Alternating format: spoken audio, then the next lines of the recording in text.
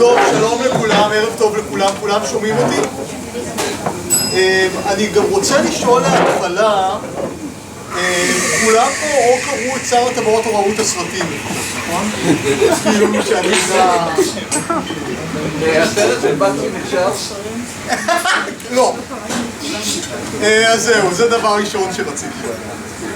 דבר שני, לומר על עצמי, חוץ מזה שאני טולקינאי, במחקר האקדמי שלי בין יתר הדברים, אני מתעניין גם בשירותי ביון ושירותים חשאיים. חקרתי את שירות הביון הנאצי, את שירות הביון היפני, קראתי פרוטוקולים של המשטרה החשאית המצרית פעם, אז יש לי עניין מקצועי בשאלה הזאת. איך כל זה מתקשר לטוב? אחד מהדברים הכי מפורסמים לכל מי שמכיר את טולקין זה שהוא תאב טכנולוגיה. כולם מכירים את זה. מי שמכיר את הסיפור של טולקין במלחמת העולם הראשונה, שהוא השתתף בה באופן מאוד טראומטי, כל החברים שלו מתו, יודע שהוא גם תאב את המלחמה המודרנית. ויש ציטוט מהביוגרפיה של קרפנטר, הביוגרפיה הראשית של טולקין, מאוד בתקופה שהוא התאמן לפני המלחמה עצמה, הוא כתב לאשתו, בין הממונים עליי אין ג'נטלמן, ואפילו בני אדם הם מצרך נדיר.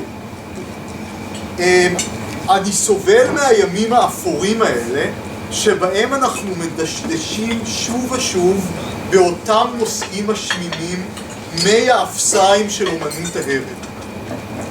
אז את המלחמה המודרנית הוא לא חיבב, וגם לא אימונים במכונות ירייה, או קשרות. השאלה שאני רוצה לשאול היום, מה הוא חשב על אספקט מכריע נוסף של המלחמה המודרנית, וזה המודיעין והריגול. אנחנו רואים את זה בכל מיני צורות בשר הטבעות. יש ריגול או איסוף מודיעין שהוא איסוף מודיעין קלאסי, סיירים למשל. שזה היה במלחמות מאז ומעולם. ואת זה אצל טולקין כולם עושים, גם הכוחות הטובים. וסיירים אוספים מידע על האויב. אנחנו מדברים על גבורה, הגעת בזמן הזה. אבל, אני רוצה לטעון פה קודם כל, שריגול וצורות מודיעין מודרניות, איך שאנחנו חושבים עליהם היום, תמיד מזוהים אצל טולקין עם הצד הרע. או כמעט תמיד. ואנחנו בהרצאה הזאת נבדוק את זה, ונראה מה זה אומר על התפיסה של טולקין של מה זה ידע. כלומר, אנחנו נתחיל בריגול, נמשיך עם מודיעין ונעבור לידע. אז ריגול. גנדלף בצללי העבר מזהיר את אחוות הטבעת. האויב מרגלים רבים לו ודרכי האזנה לרוב. כלומר, זהירות האויב מאזין בשפה מודרנית. כן, חייל האויב מאזין. במועצת אלרון גנדלף אומר, והנה הוגד לי כי מרגלים למיניהם לרבות ציפורים ובעלי חיים מסתובבים סביב הפלך. ארגורן, בסכין בחשיכה, אומר, נקודת מצפי וחולשת על ארץ רבה. כן, יש בזו הארץ מיני ציפורים שיוכלו בהשקיפן מן הפסגה לגלות את מקום עומדנו. לא כל הציפורים נאמנות, ויש עוד מרגלים מרושעים פי כמה. אנחנו כבר רואים פה נטייה, אולי מישהו יתקן אותי וימצא דוגמה אחרת, אבל יש פה נטייה מאוד חזקה לייחס את המילה הזאת מרגל ואיסוף מידע באמצעות ריגול לצד הרע. פה, כמו בהרבה דברים אחרים, טולקין מתחבר למגמות שגדולות ממנו. בחצי הראשון של המאה ה-20, הרבה מאוד אנשים, גם בצבאות מודרניים, זיהו ריגול עם משהו מרושע ובזור. זה לא נחשב דבר מכובד. זה לא נחשב דבר שאיש צבא ג'נטלמן עושה. ומהסיבה הזאת, למשל, במשך תקופה ארוכה, מרגלים בניגוד לחיילים, היה חוקי להוציא אותם להורג במקום. בדיוק בגלל שריגול נחשב דבר מזיק. אז ריגול. עכשיו אני רוצה לשאול, מה עם צורות אחרות של איסוף מודיעין? מי פה יודע מה זה מודיעין אותות? מודיעין אותות, מה זה? כן, זאת התשובה. מודיעין אותות זה מודיעין שקשור להאזנה או לאיסוף מידע על האויב שלא בדרך של מודיעין אנושי, של ריגול. איסוף מידע על האויב באמצעות האותות שהוא משגר. סיגי, כן. בעברית מודיעין אותות. אני לבניתי, אני משתמש במילים. עכשיו, הבעיה הגדולה, אני חושב שטולקין לא יחלוק על זה, הדמויות של טולקין לא יחלקו על זה, שכדי להילחם בסאורון צריך לדעת מה הוא מתכנן לעשות. יש עם זה בעיה קטנה. תובנה טולקינאית מאוד בסיסית, שככל שאתה יודע יותר על הרוע, ככה הרוע נכנס לך לתודעה יותר חזק. כלומר, זה תהליך דו צדדי. ופה דווקא סאורון, איש המודיעין המודרני, המוצלח ביותר, ואני מדבר פה על הפלנטיר. נורא מפתה לרגל אחרי סאורון באמצעות הפלנטיר. בשביל להשתמש בפלנטיר צריך הרבה עוצמה. כולם פה יודעים מה זה הפלנטיר? כולם עוקבים אחריו? כן. בשביל להשתמש בפלנטיר צריך הרבה עוצמה. זה מין כדור בדולח שדרכו אפשר לראות את האויב. צריך המון כוח בשביל לכוון.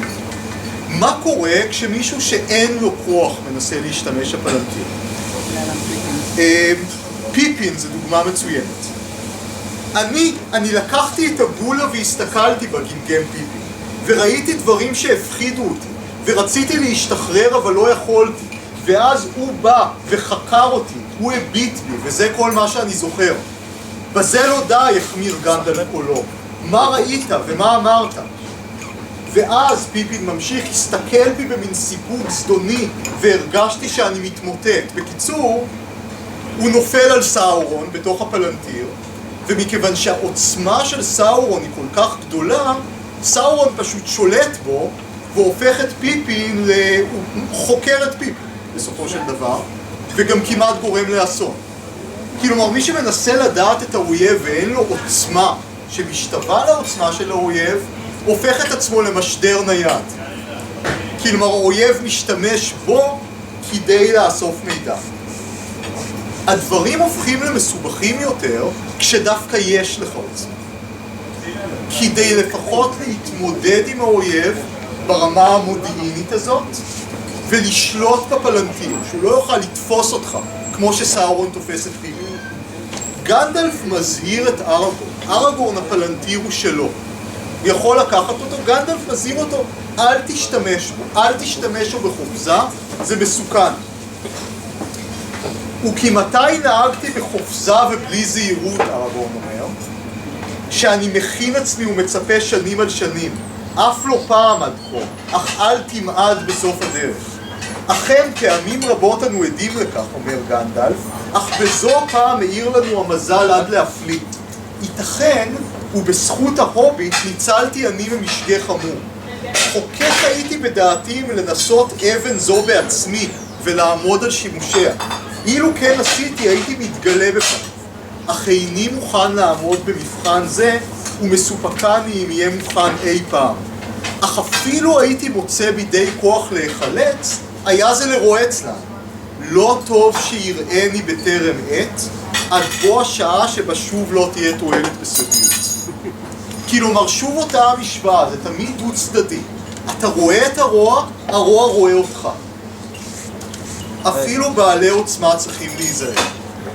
והטסט קייס הכי מעניין שיש לנו פה, זה המקרה של דנטון, הסוכן של גונדור. פה אנחנו נתקלים בפעם היחידה לדעתי בשר הטבעות, במאבק קלאסי של איסוף מודיעין בין שני אויבים. כל צד רוצה לאסוף מודיעין על הצד השני. מה שקורה שסאורון נוקט נגד דנטור, שלום. בטריק שהשתמשו בו הרבה במאה ה-20 בהטעיה אסטרטגית. הבעיה שלך כשאתה אוסף מודיעין על האויב, היא שהאויב לפעמים בוחר איזה מידע לתת לך. ודנטור משתמש בפלנטיר באופן שיטתי, כדי לאסוף מודיעין טקטי על הכוחות של סאורון. הבעיה שהוא נכנס להלך רוח מאוד דיכאוני. בפרק המפורסם, המוקד של דנטור, שהוא משתגע לגמרי ורוצה לשרוף את עצמו ואת הבן שלו, וגנדלף בא, הוא רוצה לומר לו שהרואירים באו, הוא רוצה להזיז אותו. דנטור אומר, ואז לפתע פרץ דנטור בצחוק. שוב עמד גאה וזקוף קומה. בצעד מהיר חזר אל השולחן והסיט את הקר שתמך את ראשו. וראה, פלנטיר אחז בידיו. ובעודו מחזיק בו, נדמה לצופים שהכדור מתלהט מתוכו.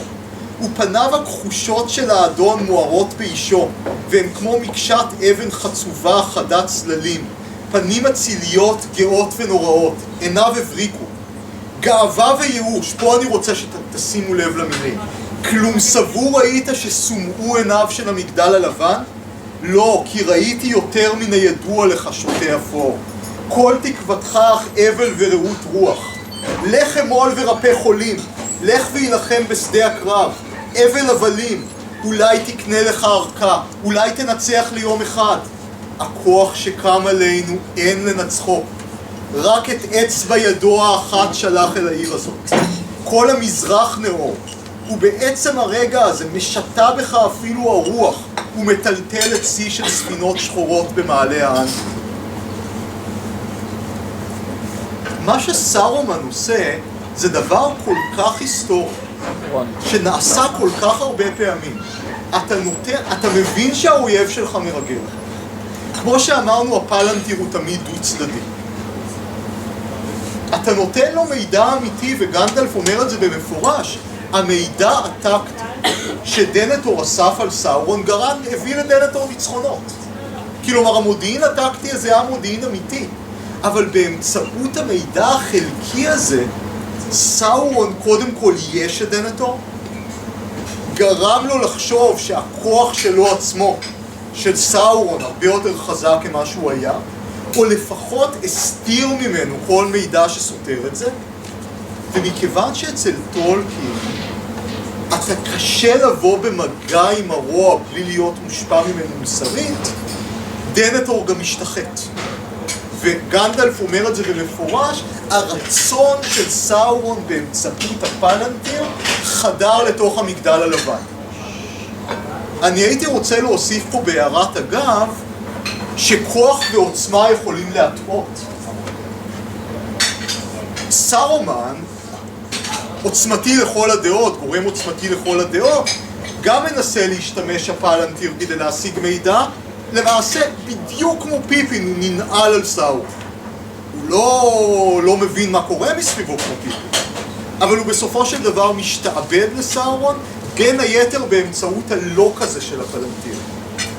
איסוף מידע, בקיצור, הוא דבר מאוד מאוד מסוכן.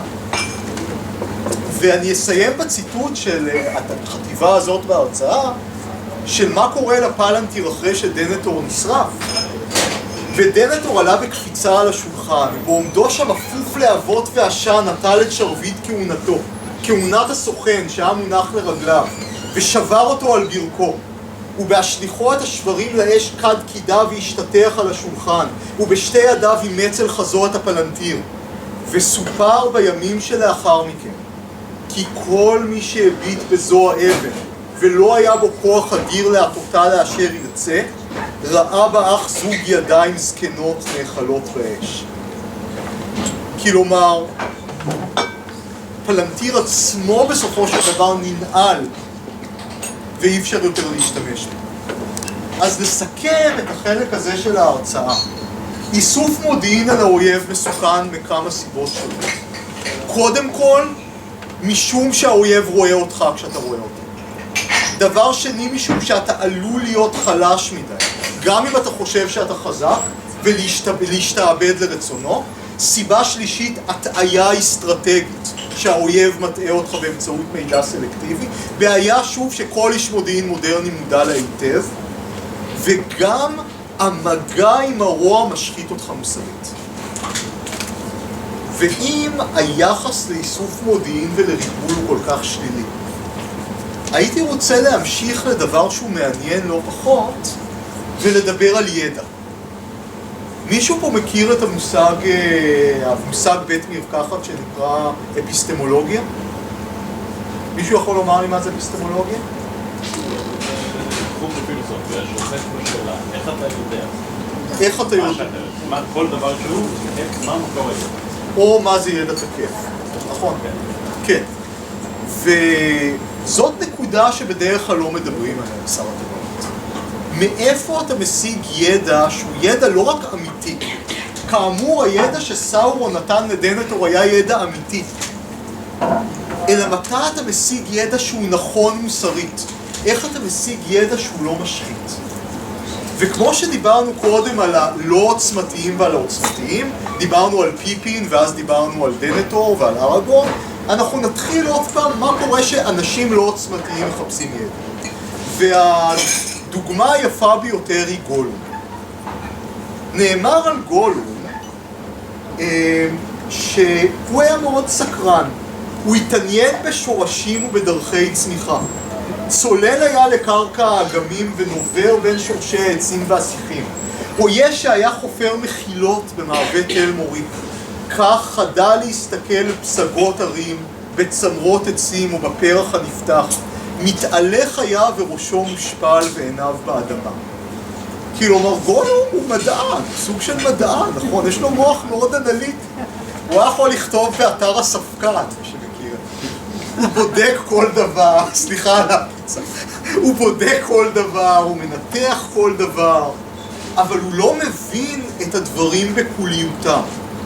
מי שמכיר את החיבור של טולקין, המפלצות והמבקרים, הוא יורד על מבקרי הספרות בדיוק מאותה הסיבה, שהם מנתחים את הסיפורים העתיקים ומפרקים אותם לחתיכות, ולא מבינים שיש פה איזה משהו ביחד, משהו כולל. והחטא הראשון של גולום זה חטא האנליזה, הייתי אומר. אז גולום, ברגע שהוא מגלה את הטבעת, דיברנו קודם על כמה ריגול שייך לצד האפל, נכון? ברגע שגולום מגלה את הטבעת, הוא מגלה כמה כיף לרגל. הוא נושך לאנשים ברגליים, גונב דברים, ובסופו של דבר זה תחילת ההידרדרות שלו. אבל גולום ממשיך בדרכו המדעית, גם אחרי שהוא מגורש. אך בהשפילו את עיניו השמש צורבת אותו שהוא מסתכל במים, הסצנה הידועה, ואז בהשפילו את עיניו ראה בקצה האופק את פסגות הרי הערפל שהנחל בקע מתוכה. הוא פתאום חשב, קרירות וצל אמצא במעבה הערים, שם לא תעקוב אחרי השמש. שורשי הערים ודאי עמוקים הם, ודאי צפונים בהם סודות שלא נתגלו מימי בראשית. כלומר, גולום ממשיך לרצות לחקור ולגלות. מה שהוא מגלה בסופו של דבר שאין שום סודות בשורשי הערים, ומה שיש שם זה רק חשיכה. כלומר, הדרך שרוצה לפרק כל דבר, בסופו של דבר היא אחת מהדרכים אל הרוע. ומאוחר יותר זה נאמר ממש במפורש, בוויכוח בין גנדלף לסארומן. סארומן מדבר על זה סארומן אומר, לבן טוב הוא בהתחלה, בד לבן אפשר לצובעו, דף לבן אפשר לכתוב עליו, אור לבן אפשר לשוברו. אבל גנדלף עונה, אך מאותה שעה אינו לבנות, וכל השובר דבר כדי לדעת ממה מורכב הוא, שר מדרך החוכמה. כלומר, עוד פעם, הסכנה הזאת המאוד מאוד כבדה שבניסיון לאנליזה. נכון, שזה מעניין, אבל הוא מגיע מבלשן שהתעקש, למרות שהוא גם עשה אנליזה, תמיד לראות את הדברים בקוליותם. ודיברנו קודם על המפלצות והמבקרים. מה שהיום יהיו אנשים שיאמרו החוויה, הקוליות, הדבר כשלעצמו, ולא החלקים שהוא מורכב.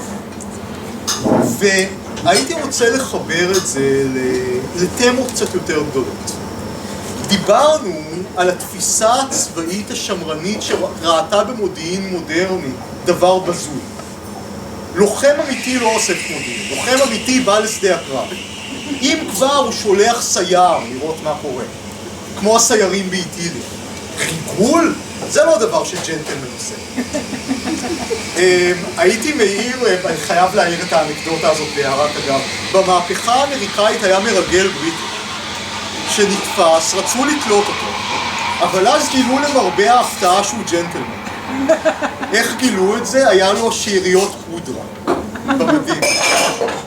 וכשהוא היה בכלא, נורא לא רצו להוציא אותו להורג, כי הופתעו מזה שהוא ג'נטלמן. שיש מרגלים ג'נטלמן, בסוף הוא נתן שיעורי ריקוד לכמה מהאבות המייסדים, ובסוף תלו. כי בכל זאת. אז...